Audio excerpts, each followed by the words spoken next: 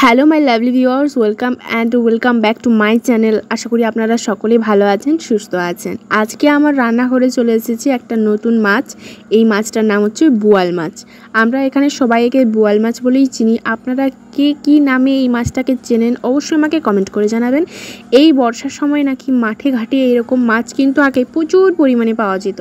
যখন এই মাছটা আমার বর নিয়ে এলো বাড়িতে, আমার শাশুড়িমা বললেন, শ্বশুরমশাই বললেন, আগে এরকম মাছ নাকি কাঁধে করে নিয়ে আসা হতো, অনেক বড় বড় সাইজের হতো, একটা 5 থেকে 6 কেজি ওজনের হতো এবং কি বিনা মূল্যে পাওয়া যেত। এখন কিন্তু এই সমস্ত মাছ প্রায় দেখাই যায় না বললেই চলে। এখন কিন্তু মাঠে ঘাটে এই মাছটা পাওয়া যায় না। একটা পুকুরে আজকে টাটকা মাছ ধরেছিল, সেখান থেকেই কিন্তু ওই বোয়াল মাছটা নিয়ে এসেছে। এটার ওজন কিন্তু 1.5 কিলোর মতো আছে। পুরো মাছটাকে কিন্তু ভালো করে পিস পিস করে কেটে নিলাম। অনেকগুলো পিস বেরিয়েছিল, কিন্তু মাছের মাথাটা দেখতে পাচ্ছেন পুরো একবারে দাঁতে ভর্তি আর প্রচুর কাটা। পুরো মাছটা কিন্তু আমি আর আমার শাশুড়ি মা মিলে কেটেছি, কারণ কি মাছের দাঁতটা এত পরিমাণে কাটা কি আর বলবো। কিন্তু পুরো মাছটার মধ্যে একটাও কাটা নেই, এটাই হচ্ছে তার ভালো। মাছে একটা মাত্র কাটা, আর ছোট ছোট কাটা কিন্তু একটাও নেই মাছটার মধ্যে। অনেকটা মাছ হয়েছিল, 1.5 কিলোর মতো। এই যে এই মাছটা আজকে রান্না হবে। আর ওই যে টিফিনের মাছটা দেখতে পাচ্ছেন, ওই মাছটা কিন্তু আজকে ফ্রিজে রেখে দেওয়া হবে, কাল হবে। কারণ কি একদিনে এত মাছ খাওয়া অসম্ভব ব্যাপার। একটা বড় জায়গার মধ্যে মাছটাকে নিয়ে নিলাম, ভালো করে নুন আর হলুদ মাখিয়ে কিছুক্ষণের জন্য রেখে দেব। সমস্ত মাছেই কিন্তু আগের থেকে নুন আর হলুদ যদি মাখানো থাকে, তাহলে কিন্তু মাছের ভিতরে নুন আর হলুদটা ভালোভাবে ঢুকে যায়, ফলে মাছটার স্বাদ কিন্তু ভালো হয়। তার জন্য ভালো করে মাছটার মধ্যে নুন আর হলুদ মাখিয়ে নিচ্ছি। চলুন ভালো করে নুন হলুদ মাখিয়ে নিই মাছটার মধ্যে। পুরো মাছগুলোকে খুব ভালোভাবে নুন হলুদ মাখিয়ে নিলাম।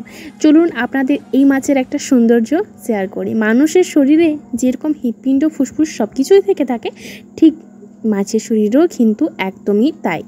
এই মাছের কিন্তু পুরোটাই মানবদেহের শরীরের মতো অনেকটা দেখতে। এই যে দেখতে পাচ্ছেন হৃৎপিণ্ডটা অনেকক্ষণ ধরে দপদপ দপদপ করছিল, সেটা কিন্তু আপনাদের সাথে শেয়ার করতে পারলাম না, কিন্তু অনেকক্ষণ পর হলেও আমি আপনাদের সাথে শেয়ার করলাম। খুব সুন্দর মাছটা, আর খেতেও কিন্তু অসাধারণ সুন্দর হয়। আপনাদের রান্না করার জন্য সবার প্রথমে নিয়ে নিতে হবে তেল। আপনারা সাদা তেলও ব্যবহার করতে পারেন, অথচ সরষের তেলও ব্যবহার করতে পারেন। আমি সাদা তেলে ভালো করে মাছগুলোকে আগে ভেজে নিই। চলুন মাছগুলোকে আগে ভালো করে ভাজা যাক।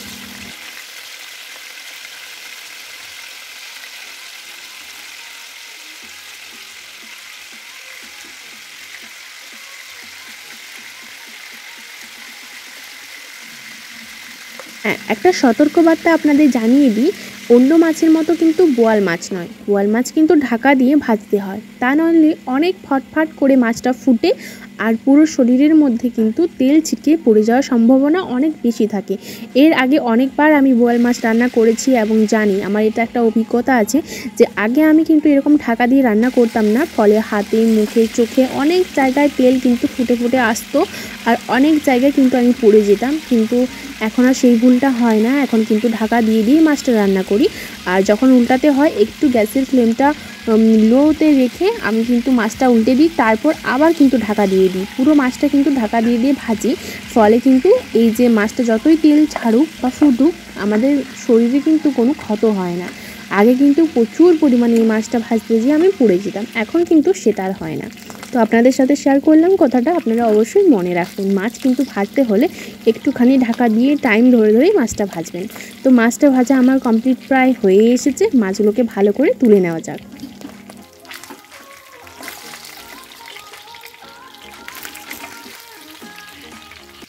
যে কড়াইয়ে মাছটা ভেজেছি সেই কড়াইয়ে কিন্তু মাছের রান্নাটাও করে নেব। তার জন্য সবার প্রথমে কড়াইয়ে দিয়ে দিচ্ছি ওর সাথে কিছুটা পরিমাণে সর্ষের তেল। সর্ষের তেল দিয়ে ভালো করে কিন্তু একটুখানি গরম করে এর মধ্যে দিয়ে দিচ্ছি কিছুটা পাঁচফোড়ন। খুব অল্প পরিমাণে 1 চিমটির মতো পাঁচফোড়ন দেবেন, তা নইলে কিন্তু তেতো লাগতে পারে। পাঁচফোড়ন খুব অল্প পরিমাণে দেওয়ার পর একটুখানি দিয়ে দিলাম চিনি, এটাও প্রায় হাফ চামচের মতো, খুব অল্প পরিমাণে। তারপর এর মধ্যে দিয়ে দেবো পেঁয়াজ, যেগুলো আগের থেকে ছোট ছোট পাতলা পাতলা করে কেটে রেখেছি, সেগুলোই কিন্তু এরপর এর মধ্যে দিয়ে ভালো করে নাড়াচাড়া করে ভেজে নেব। তো চলুন পেঁয়াজটাকে একটুখানি টাইম নিয়ে ভাজতে হবে। পেঁয়াজ যদি আপনারা খুব চটজলদি ভাজতে চান, তাহলে অবশ্যই একটু পেঁয়াজটাকে ঢাকা দিয়ে দিয়ে ভাজবেন। খুব চটজলদি কিন্তু পেঁয়াজটা ভাজা হয়ে যাবে। আর আপনারা যদি চান একটু সময় ধরে ভাজতে তাহলে ঢাকা দেওয়ার কোনো প্রয়োজনই নেই। আর যদি কিছুই না করতে চান তাহলে একটুখানি লবণ দিয়ে দেন। আমি এইমাত্র একটুখানি এর মধ্যে লবণ দিয়ে দিলাম।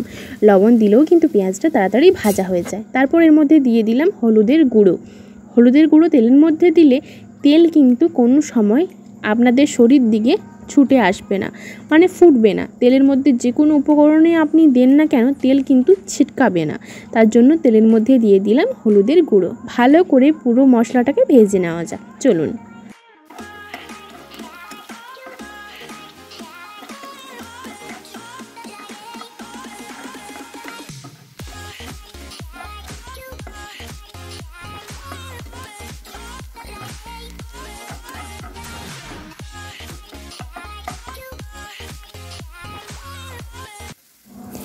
এরপর এর মধ্যে দিয়ে দিলাম টমেটো, যেগুলো আগের থেকে ছোট ছোট করে কেটে রেখেছি।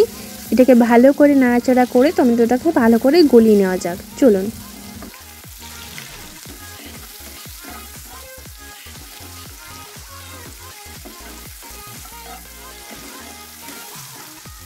টমেটোটা ভালো করে গলে এসেছে।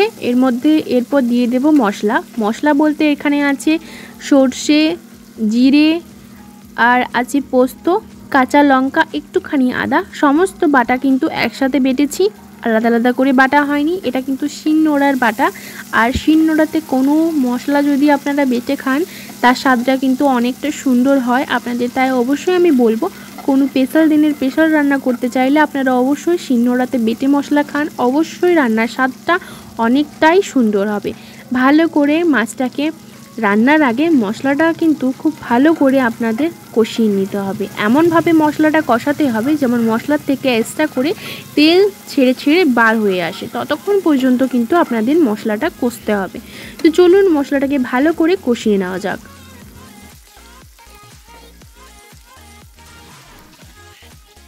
মশলাটা খুব ভালো করে কষানো হয়ে গেছে। তারপর কিন্তু মশলাটাকে ভালো করে একটুখানির জন্য নাড়াচাড়া করে নেব। তারপর কিন্তু মশলার মধ্যে দিয়ে দেব জল, কারণ কি যেহেতু মশলাটা আমাদের রেডি হয়ে গেছে সেহেতু এর মধ্যে দিয়ে দিচ্ছি জল। জলটাকে ভালো করে চলুন একটুখানি ফুটিয়ে নেওয়া যাক। ফুটিয়ে নিলেই কিন্তু এর মধ্যে একে একে সমস্ত মাছগুলো এর মধ্যে দিয়ে দেব। মশলাটা এই যে জলটা দিলাম একটুখানি ফুটতে সময় দেব। তারপর এই যে আগের থেকে ভেজে রেখেছি মাছগুলো, এই মাছগুলো কিন্তু একে একে এর মধ্যে দিয়ে দেব। তো চলুন মাছগুলোকে ভালো করে ঝোলের মধ্যে ছেড়ে দিই। বাই দ্য ওয়ে, আমি মধুমিতা, আপনারা দেখছেন মধুমিতার রান্নাঘর। আমার ভিডিও যদি আপনাদের ভালো লেগে থাকে অবশ্যই like, comment, share and subscribe অবশ্যই করবেন। সাথে কমেন্ট করে জানাবেন যে আজকের রান্নাটা আপনাদের কেমন লেগেছে। চলুন দেখতে থাকুন, সঙ্গে থাকুন।